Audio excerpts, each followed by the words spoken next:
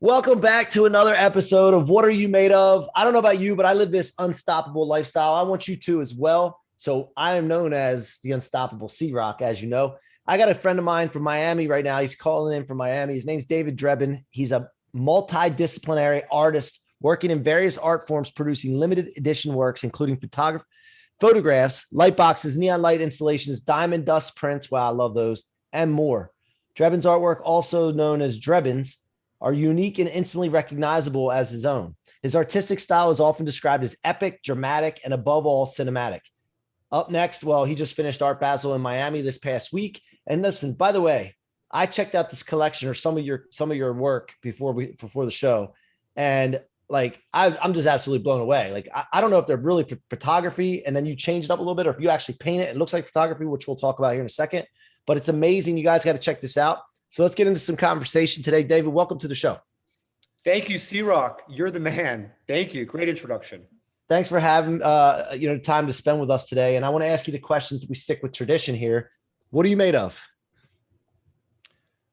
I think the most important thing in life is to figure out your why. And there's always, hopefully for people, that moment where they figure out what their why is. And I think the two most important days of your life are the moment you're born and the moment you figure out why you were born. So I'm made of my why and I'm dealing with my how. Yeah. Yeah. So, oh, man, I love that. Yeah. You don't need to know how, you just need to know why. And then if how comes, it figures out, you commit to your why, right? What's the why? The why is that I just want to create images from my imagination and show them to the world and display them in the best museums and galleries and art fairs. And I just want to make people happy through art. That's all I want to do is my art is generally a reflection of the people looking at the work. So I love making different types of imagery, whether it's a photograph, a light box, a neon light installation, a sculpture, a diamond dust piece. Like I love making the art. And then I love to meet the people who collect the art where over time, they appreciate it even more. And I think that's the key for me is the appreciation over time. A lot of times when people buy something, it decreases over time its value. Yeah. And I feel like with art, it actually increases over time. So when people say to me after 10 years, 15 years, 20 years, that they love the work more now than when they first bought it and collected it, that to me makes me happy because it makes people feel great. The art's about making people feel amazing.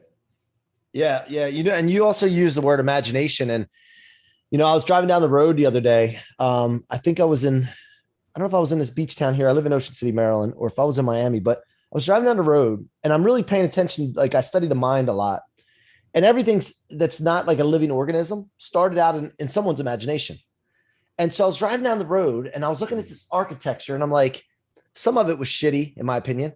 Others was like, just wow. But I started to think to myself, these aren't really buildings. These are freaking images from somebody's imagination. Wow. That's where it started. It doesn't appear there, just unless it was a tree, right? And even trees are shaped, when somebody prunes them by somebody's imagination. But the buildings, everything you see was a thought that somebody had.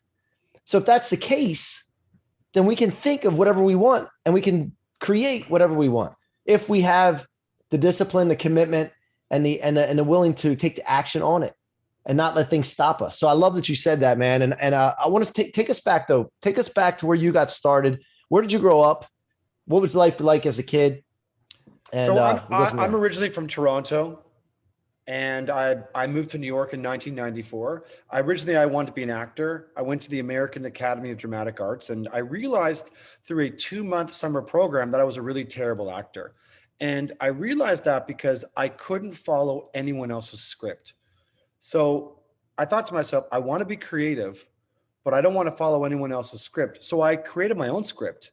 So I turned the tables and went behind the camera instead of being in front of the camera. But the lessons I learned in those 2 months were some of the best lessons I ever learned because I realized I was so bad at something that I had to pivot and realize what I was good at. And I think it's important to be self-aware in life, to know what you're good at and what you're not great at. Like I love playing tennis, but I'm never going to be the greatest tennis player in the world. So I play just for fun, but I don't play to be the best in the world.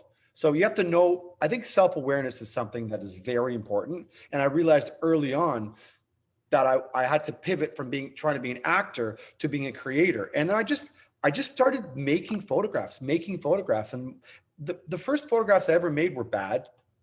The first sculptures I ever made were bad. The first podcast I ever did was bad. The first public speaking engagement I did was not great. So everything that I started wasn't great, but if you stick to it and really believe in yourself, then you're eventually going to become great at it if you believe in yourself and you're self-aware enough to know what you're great at, what you're good at, and what you're shit at. Yeah. Yeah. Well, so let me ask you this then, because when you first started acting, you weren't good at it. And then you went into something else. How do people know, or how did you know that it's not just something that you just needed to work at? Does passion and really liking it come into play? I'll tell you what it is. If something is not an emphatic yes, then I don't do it. So when I went to the American Academy of Dramatic Arts, I remember I was 23 years old and I went back to Toronto and I was with my mom and she's like, do you really want to be an actor? Do you really want to do it? And I looked at her and I was like, no, I don't. And then I found photography and I never really thought about making a living doing it. I was a waiter for 15 years all over the world, restaurants all over the world. I was like, okay, I'll be a waiter and I'll make photographs during the day and I'll wait tables at night. This is an accidental career for me.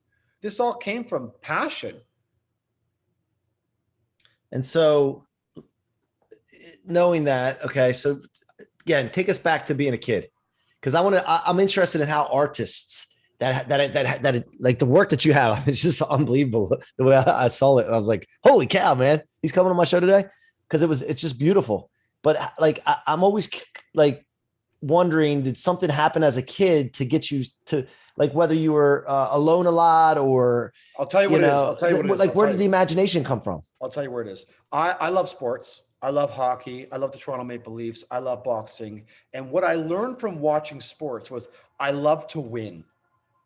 And I love the range of emotions in sports. If you watch a sporting event, you can think about the producers behind the scenes who are angling the cameras in a way to make you feel something. So then you see the winners so excited. Then you see the losers dejected on the bench. Sports is all about winning and emotion. And I think that watching sports and playing sports was a very big thing for me. I've never seen myself as an artist. I've never introduced myself as an artist.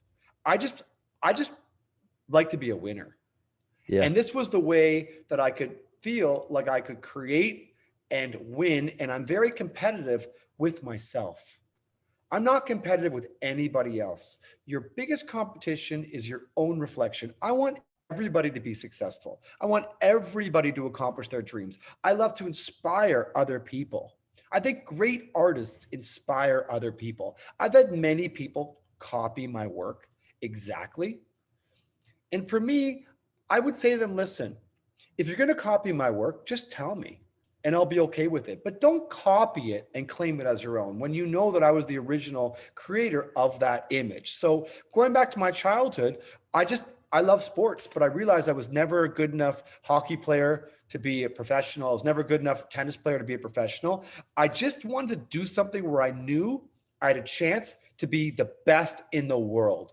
And this was the lane that I found in my early 20s. And it was instant, emphatic yes. And I've been obsessed for 30 years doing this. I've never taken my eye off the prize for one day. And I love the process. I love meeting great, interesting people like yourself, C-Roc, Mike C-Roc. You're Italian, obviously, right? Yeah, You're Italian? Yeah. I love Italians, man. I made a lot of images in Italy. So for me, everything starts from passion. And I had a lot of passion in my childhood for sports, competition with myself, and winning. And I love winners. Yeah. Yeah. So what's your favorite type of art to do? Photography? You know, my favorite type of art is actually conversation. Yeah, it's a good one. It's not photography. Yeah. It's not diamond dust. It's not neon. It's not sculptures. The art of conversation is, for me, my favorite art. And I love funny people. I love just laughing and having great experience. Art, living life. Yeah, That's man. the best art for me.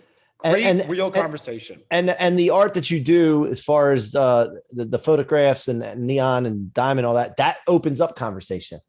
Yeah, if I wouldn't have made this work, we wouldn't be on the phone right now connecting at a high level. And the point for the listener, for me, is always to believe in yourself.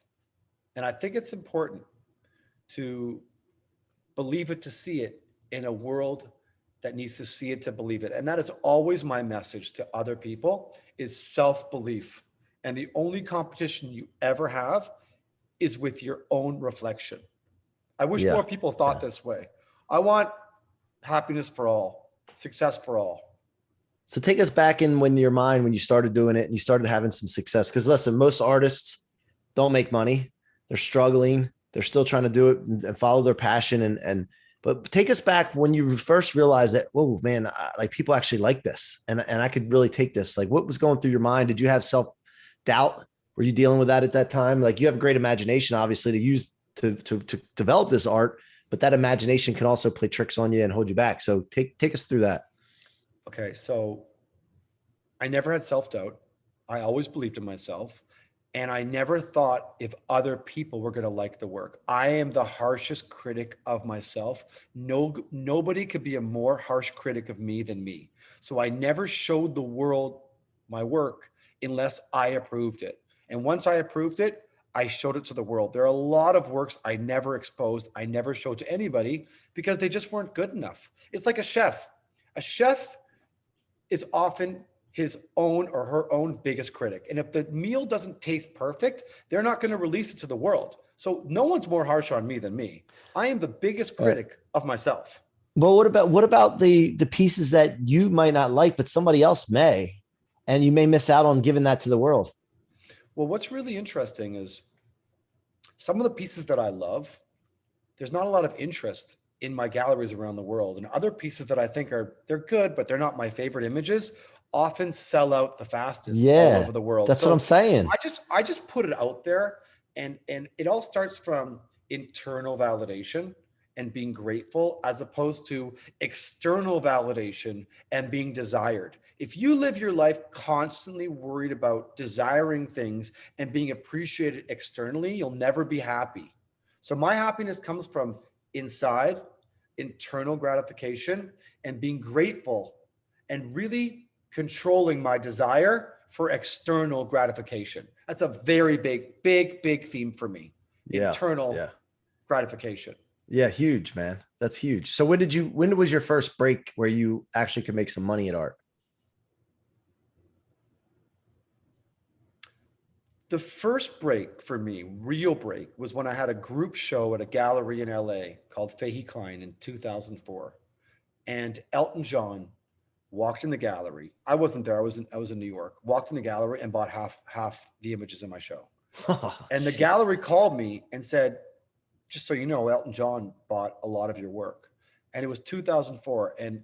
And at that moment, I thought to myself, I think I'm onto something. And it literally has not stopped since 2004. And the people that I've met through the work, the connections that I made, the friends that I've made, the people that I've worked with, that's been the reward for me. Yeah. Money is only a byproduct of winning. Listen, I love girls and I love money, but I don't chase girls and I don't chase money. I just don't. Yep. I'm not thirsty.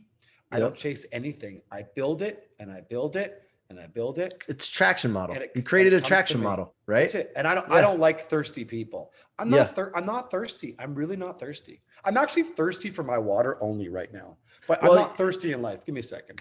Yeah. While you're doing that, so I always talk about this. I grew up in sales and I'm good at it. I just don't like the sales where you have to go out and I don't mind prospecting and introducing myself to people because I do it all the time for this and my tech company and all that. But I don't like trying to talk somebody into doing something. I like creating, like what you're just talking about, a platform, whether it's art, podcast, whatever it is, to pull people into you, to create an attraction model. And it is so much more fulfilling when people are coming to you and you can choose who you work with. But when you're not and you're thirsty, like you're talking about, and you don't create an attraction model, to me, I think it's lazy.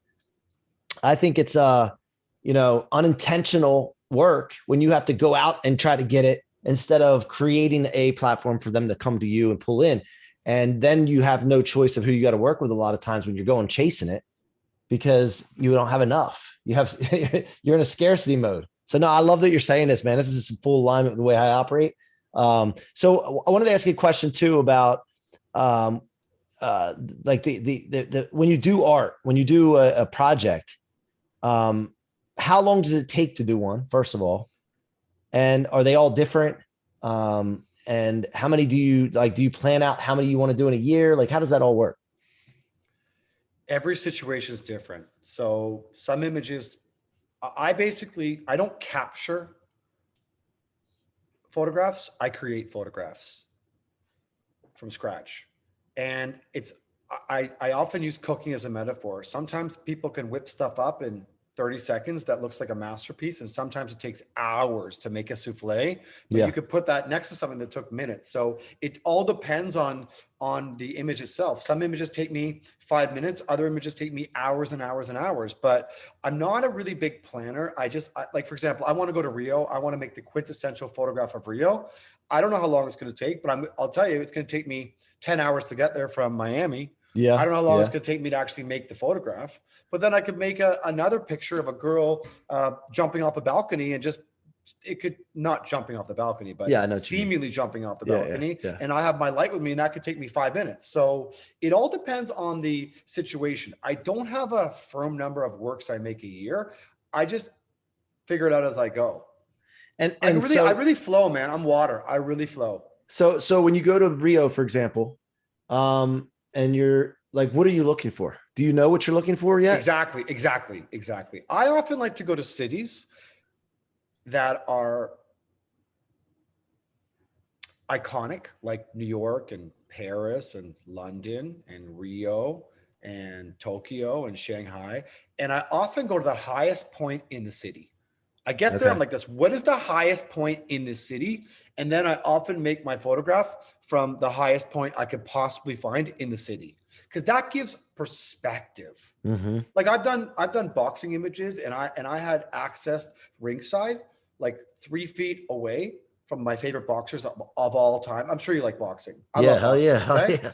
And I realized I couldn't get a picture. So I wanted to be in the last row in the bleachers to make the picture, as opposed to ringside, because I wanted to capture the overall feeling of the venue and of the crowd. Every photographer was like, "You're crazy." I was like, give me the worst seat in the house at the highest point. I don't want to be ringside. I want to be in the bleachers. And when you take the picture, do you touch it up, or you try to use a raw picture and get everything right with a raw? Well, that's like asking the magician how he does the trick. Okay, let's say how much salt you put in, how much pepper you put in, how much hot sauce, cumin, rosemary, basil. Lie to me. You know what I mean? Every image is different. Have you ever had a one that's like a really hit piece and it was a raw piece? I have actually. Yeah. I did the only image I ever made that I did not create, that I actually captured, was an image called Champion. And it was the moment Manny Pacquiao, in my mind, became a legend. It's when he knocked out Ricky Hatton. The crowd was all singing, "There's only one Ricky Hatton." And then bam, it was over. I remember. And then 30 seconds later, I just took one picture for ESPN magazine, and it ended up being one of, in my mind, not to flatter myself, one of the greatest boxing images of all time. Not because I took it, but because I captured it. It's a moment in time that just happens to be Manny, but it's not about Manny. It's about the feeling of perseverance and working hard and having a dream. It's called Champion. Damn, I love that. I saw one of the pictures of the lady holding balloons, and that one caught me. I'm like, wow. Yeah, that was phenomenal. So what's the vision for the future now? Like look, you've had a lot of success, and I don't know if you're like me, but like, no matter what success I have, I always think, well, there's always a bigger game to be played. I can play a bigger game. I don't know how big my potential is, but I'm going to find out. I'm going to keep going until I can find out. Right. What's the vision for the future? Well, first of all, I've never pat my back and said I was successful. I don't think about success. I think about winning, and it's a drive that's insatiable.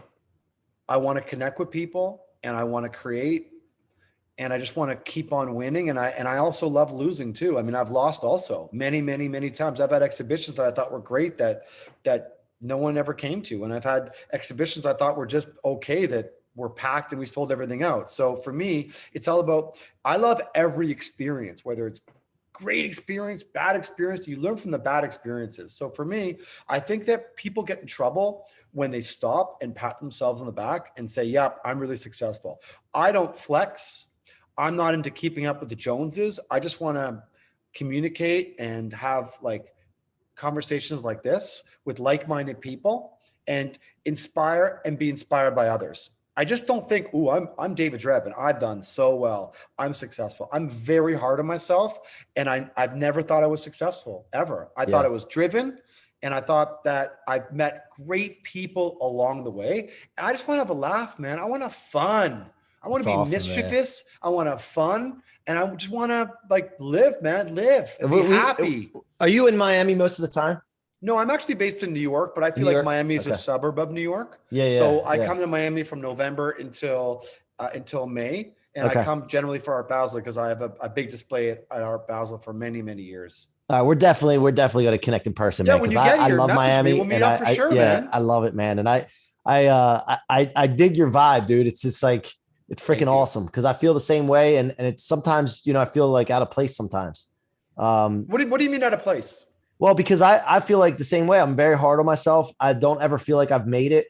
No matter what we've achieved, it's like it's always going to the next level. It's winning, right? Bigger game. Once you win one game, it's like, okay, what's the next? Look at Tom Brady. Look at Tom Brady. Yeah. He hates losing. He's won 7. I love watching Tom Brady. I love when he's upset. He lost those 2 games and he's so upset. I'm like, I want to be like, that guy's the coolest guy in the world. Yeah. I'm like, wow, he still wants to win at 45. He's going to probably win the MVP. He still is hungry. Yep. He's so hungry. People who sit back and relish in their success are not my kind of people. That's ego. I don't like ego. You see, what I like about you is you're all heart, you're all mind. You're all heart and mind. Egos to me, I don't like egos. Yeah. No egos for me. You can't win with it. So last question before I show people where they can get in touch with you or engage with you in your work. How was Art Basel this year for you? And like coming out of it, I know you're tired from it, but like not at all. Rejuvenated. Okay, rejuvenated. Because I know it's busy and a lot of things going on. So what were your thoughts from this year's Art Basel? Well, number one, I never tell people I'm busy because when you tell people you're busy, it's like I'm busier than you. Everyone's busy, whether it's in their life or in their mind. So it's very important for me that I never tell anybody that I'm busy. Number one. Number two, Art Basel was amazing for me because I was in the game.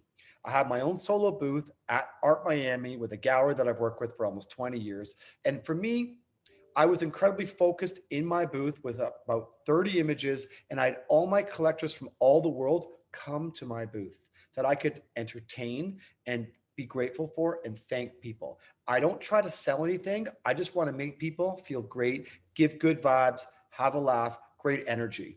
I don't chase the parties. I'm not trying to find the next in place. For me, focused in the booth, surrounded by the right people, which is the recipe for greatness. Build something, they come to you, never chase anything. Traction model. Love it, man. One other. Are you into NFTs or getting into NFTs with your work? So I did an NFT with Gary Vaynerchuk's agency, Vayner NFT. Mm-hmm. I've worked with them before. I work with Vayner Talent. So for me, the NFT is about surrounding yourself with the experts. So I did an NFT of my Diamond Dust collection. Mm-hmm. We sold them out. We sold all of them. And for me, it wasn't about selling them all. It was about partnering with the right people and the right distribution platform. So I partnered with Vayner NFT and with Nifty Gateway, and we're just getting started. And it was an incredible experience. The people that I met on Twitter were just unbelievable. It was just incredible. You got to be very careful with NFTs that you don't do it for money, but you do it for community and you align with the right people. The people were so excited to get these NFTs, and that's what it's about for me. Yeah, I love it, man. We're into tech space with Grant at the 10X Incubator, and we're getting ready to get into some NFT stuff too, and all kinds of tech. But Yeah, I was just curious about that. I had a feeling you would be. And is there something on down the road too in NFTs that you're going to do more with, or? Oh yeah, Yeah. I've partnered with Vayner NFT. Okay, so it's a continuing project. We've got so many. You know, it's interesting because I had this one neon at the fair that I was really scared to show. I made it 10 years ago. It says, "If you fuck them, they love you. If you love them, they fuck you." And it was the hit of the fair. We sold all of them. But we didn't do an NFT of it, and we sold them all to quite the range of people, from very conservative people to wild, crazy energy people. And what does that go for? Like roughly, we sell those. We make edition of 9 at $25,000 each. Okay, and they're neons. I'm not a neon artist, but it's a neon installation in a smoked acrylic box. But we're gonna do an NFT for Valentine's Day, and we're gonna have the fuck and the love flashing. So it's gonna say fuck, fuck, love, love, love, love, fuck, fuck. If you fuck them, they love you. If you love them, they fuck you. And it's just a play on words. And every single person that came in the booth, and there were thousands, every single person was like, "That's true. That's true. Yeah. That's true." So that was a great experience for me. So cool. Well, how can my audience get engaged with you, find your work? Like, what's the best place for them to go? So my Instagram is David Drebin, Drebin, and my Twitter is daviddrebin.eth, ETH. And my website's daviddrebin.com. And it's been a pleasure chatting with you, man. You too, man. And I look forward to working with you in some form or fashion in the future, man. At least getting to meet you in person. Message me when you come to Miami. Message me when you come. I'll meet you anywhere, man. All right, brother. I'll be there Sunday. So I'll be checking the schedule and hit you up, and maybe we'll grab a drink or lunch or something together. Okay. That'd be great. Appreciate it, Dave. Hey guys, so you've been listening to the What Are You Made Of podcast with your boy, the Unstoppable Mike C-Roc. And we got to put David Drebin into the Unstoppable Club because, as you've heard, he's definitely a winner, champion, unstoppable. Let's go support him. Thank you for listening. Thank you for the support of our show. Keep coming back. Bring friends, bring family, bring coworkers, bring everybody to the show. And by the way, one thing I'll let you know, we're moving to Fireside very soon on Fallon and Mark Cuban's platform, Fireside. We're going to be moving this platform over there. We're going to bring our guests on there. We're going to have live audience. I'm fired up and excited about that. So be watching out for that. And then also go check Blueprinted out, blueprinted.com/VIP. That's BLOO printed.com/VIP. Till next time, be unstoppable. Mike C-Roc Ciorrocco. Let's go. See you, man.